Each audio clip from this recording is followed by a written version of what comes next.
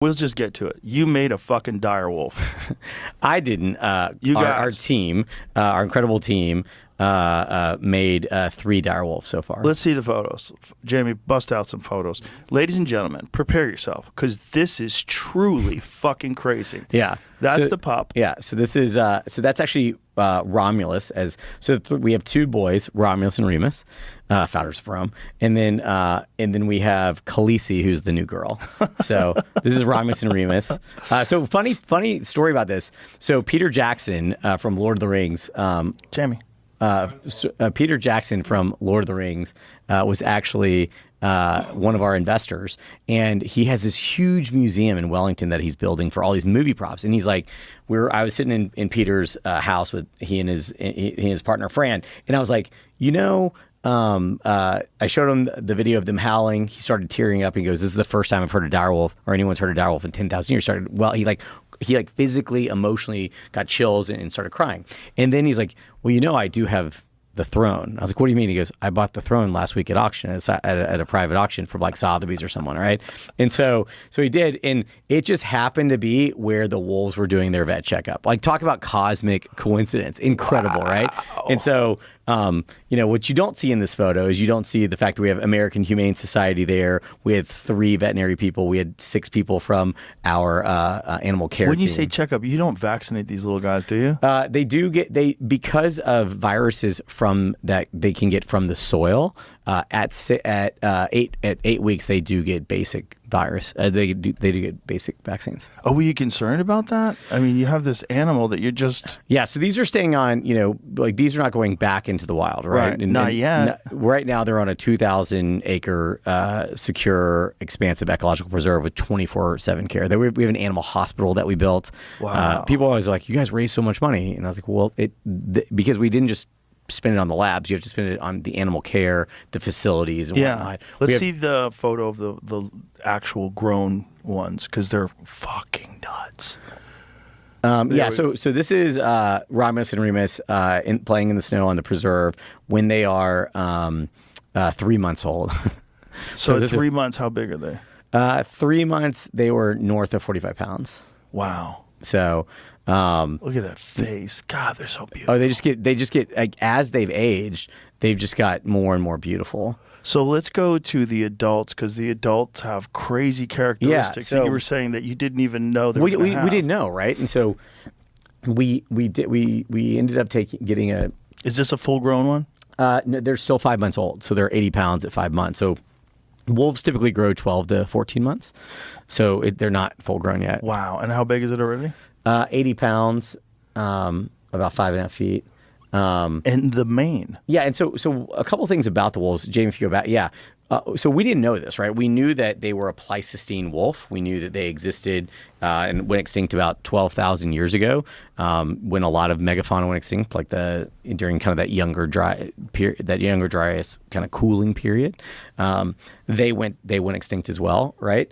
And we knew, all we know, because all we have is, we don't have frozen dire wolves or frozen samples. We literally just know from skeletal remains that they were 20 to 25% larger. They were stockier. They probably weren't as fast based on kind of their body weight as a normal wolf would be.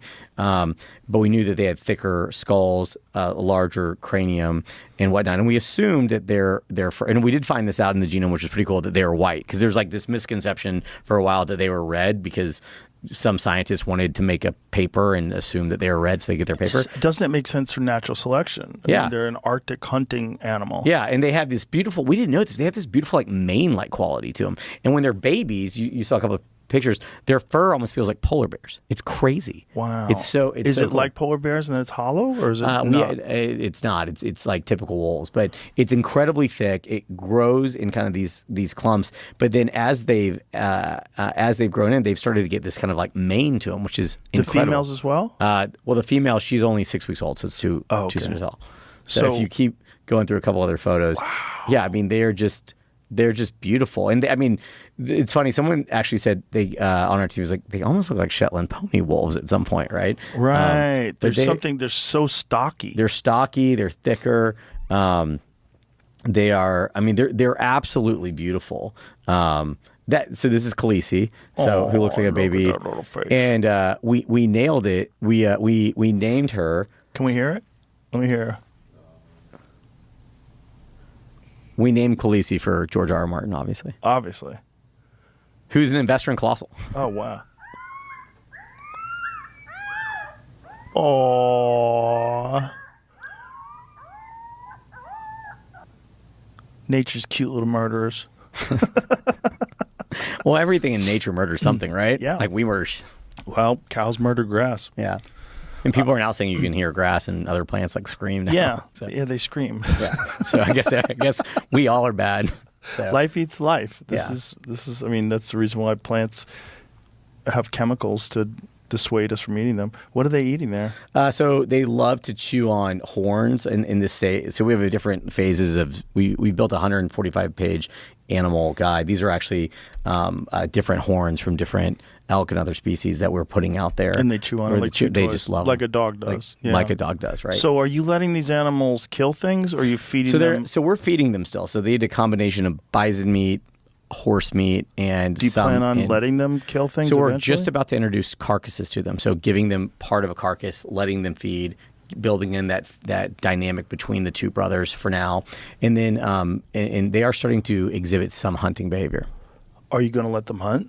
I mean, they are on a seemingly wild 2,000-acre preserve with just them, so they do have the ability to hunt on that preserve, but they're not doing it yet. They're starting to exhibit the original, the first inklings that it will trend toward that. But we want them to live. We want them, and we're going to probably make 2 or 3 more. We want a solid little social pack that we can monitor, that can live a seemingly wild life, that we can understand more about them. Wow. It's cool. But the other thing that's equally cool to it, going back to the Red Wolf story, can you... Which is crazy to me that you have reignited these 10,000-year-old hunting genes. Yeah. That they're starting to including exhibit.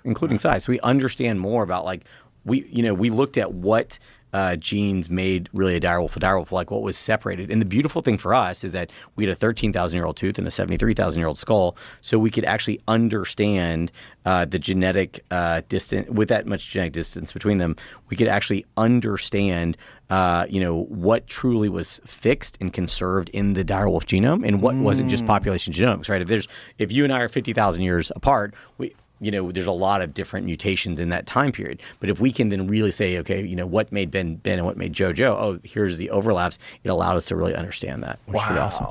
And it's just fascinating that the behavior characteristics are kind of baked into those genes, yeah. and they just were dormant for 10,000 years, and now these things are waking up. And so like, I was